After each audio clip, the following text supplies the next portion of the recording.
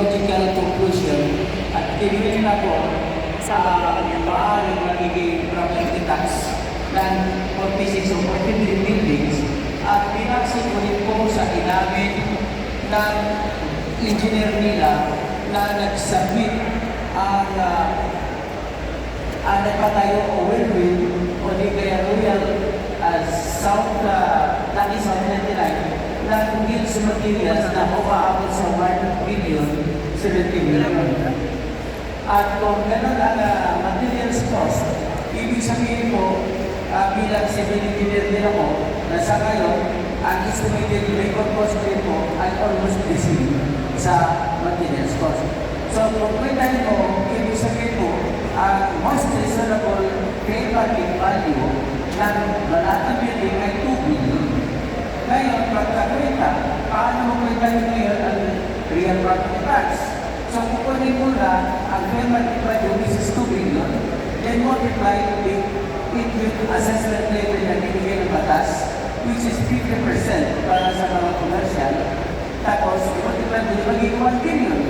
Pagkatapos, kukunin natin ang real property tax is equals to 1% times assess value. So, assess value is 1 billion times 1%, that is 10 billion. Again, tapos ang lupa pa, sabihin na lang natin na 5,000 per square meter.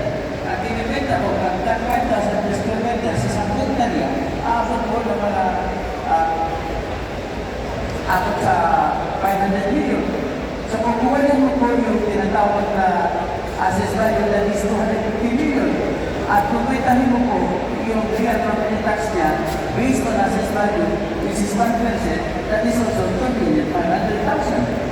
So if that is so, ang tinatago na pera mula sana sa property tax at saka sa business taxes ay umabot mahigit 12 billion. Yun na po ang sinabi ko po. Okay, Sir Chairman, kasi may nabasa ako ito ng Mayor Pilino na the Mayor ABC has a housing that work in the more oversight. Saan ka kung na ito? Sa kanila po, nauna yung claim nila, kaya sinabi ko, pag may nakita sila na bahay ko kahit po 1 million lang sa kanila na, pero wala naman sila nakita. Then, yung auto na naman, pag nakita po nila, nasaling po yun sa kanila rin. Ay, nasabi, anak niya, pag nakita po nila na sa akin, sa kanila po, para maipakita po na talagang wala tayong ginagawa. Kasi napaka-bilis po nilang magsabi na meron pang ganito, pero pag nakita naman nila na wala, parang wala lang sa kanila, pero nasira na po yung pangalan mo. Una, sabi nila, sa akin daw yung lupa ng boto. Unang nakita naman ako hindi sa akin, hindi man sila nag-apologize.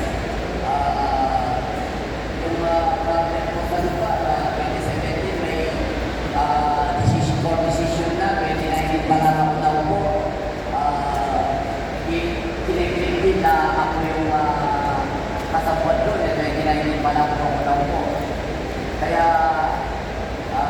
I don't know kung ano po ang may galit po ba sila sa akin para sirahin nila ako ng ganito. Sana po, kasi po ako'y halal din ng taong bayan at siyempre, I have to protect my leadership din as the mayor na hindi po pwede na sirahin ng lalaki ng isang tao without any proof na paano po ang aking pagkatao. Your Honor. Is this to housing that you have mentioned, the 50 million pesos worth of house and lot in the property that mentioned? And as well, dito mga locks and doors that pinili na the Mayor Apili. Ikaw naman na nasabi ko yun. Mr. Chairman, mga sinabi ko rin sa vlogging ko na yung dalawang mundo, yun na tinuturo sa 50 million na estimate kami yung presyo ng buildings ngayon. At with regard to sports cars, sinabi rin po rin sa akin ang informat ko. So ang sports car, sinabi sa akin ang informat ko, meron siya BMW, meron siya meron sa Porsche, at meron din siyang luxury car na Toyota Land Cruiser na may bulletproof. So yan po aking mga sinabi sa akin, informative ko. Well, if we deny it, then that is also his right to deny. Pero sa akin naman po, bilang vlogger, ay umaasa kami sa mga informative na nagbibigay po sa amin ng information at pinatasin ko rin sa katotohanan pagkatapos ko manood sa mga Senate hearings na kung saan ay maraming butas ang kanyang mga kinikwento. So kapani-paniwala po ang binigay sa akin na namin ang programa. Ganun naman po ito. Mr. Chair, I wish to invite the attention of Toto Coxie. You are being challenged by Mayor Gabriel. I understand and I do not discount the fact that iba yung beneficial owner, iba yung registered owner. But if you have proof to show na mayroon talagang pag-aaring condotel, luxury car, armored vehicle, just like what you are saying today, I hope you can show proof because the mayor has challenged you already. Pag may napatunayan ka daw, ibibigay niya na sa'yo. That is for the manifestation, Your Honor. Yes, sige, may ganito po yan na yung kwento sa akin, yung lalo ko na kwento sa akin ng aking informant. So, meaning to say, I do not have any evidence to say, to show that it was his or whatever, but I only... Mr. Chair, with all due respect, but I wish to interrupt the Babosi. This is an inquiry in aid of legislation. We do not allow hearsay evidence. We do not allow testimony if the declarant has no personal knowledge. So at even unless Toto Coxie has personal knowledge of all the accusations against Mayor Gabriel, I think we need to come up with a resolution on whether to allow him to continue attending our hearing.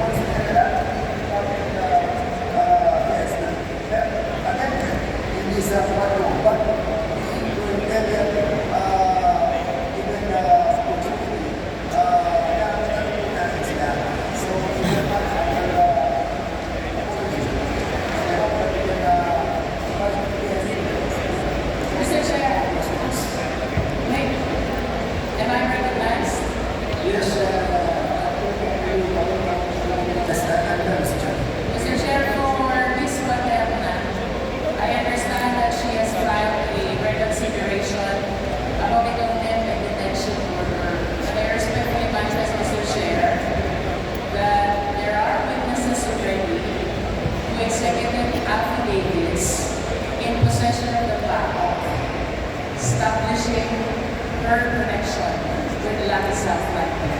That is a manifestation. Okay, and the information was shared to you by the PAO. Sir Chair, I have copy of the affidavits, reason why I earlier moved for the invitation of the four witnesses which are with the PAO, Mr. Chair. Okay, since is that an objection to the request for reconsideration by Ms. Madero?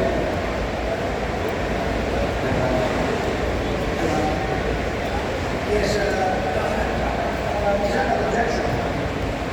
It is a manifestation, Mr. Chair, because I understand she is our only link to Lucky South 99. Kasi is nowhere to be found.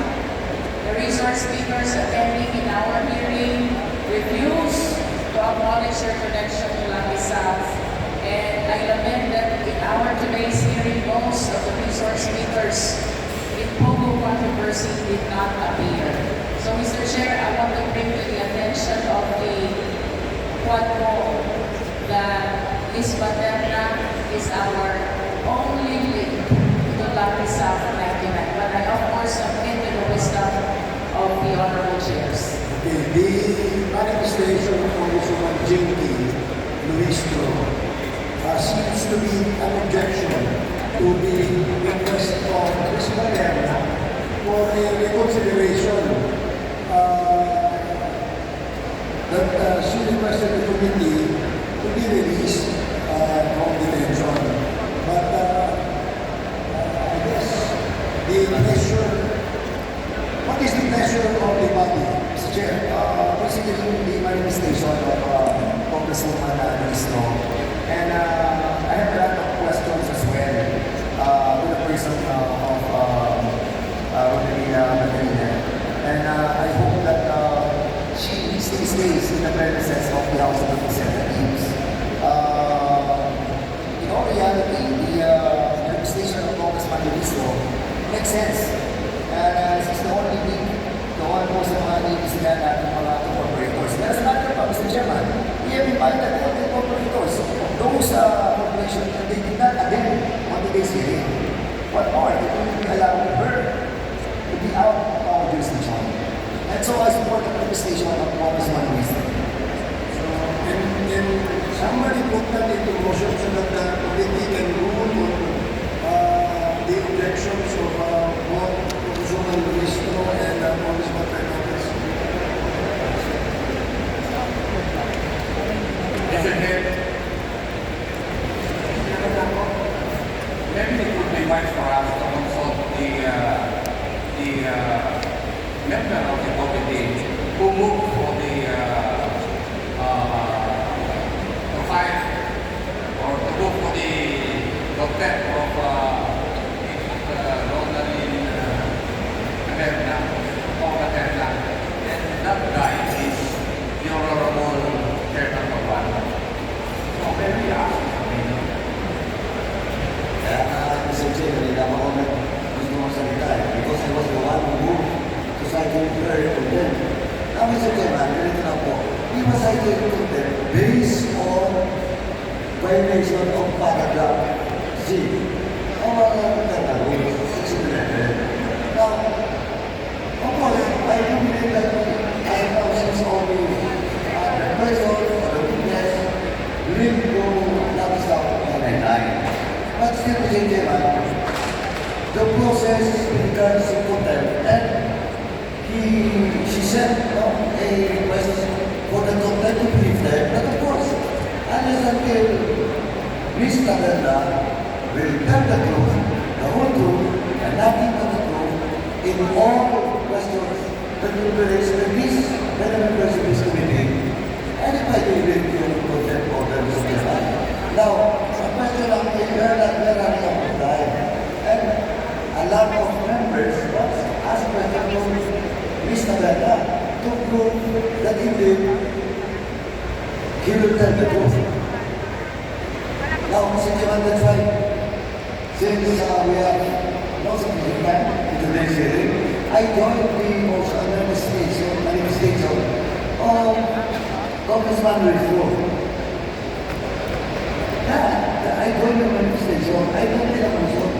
Because that is just a motion for record. Now, I joined the manifestation of the good vice president of the that we, as of now, we will not give the contempt order and detention order for this maternal Thank you.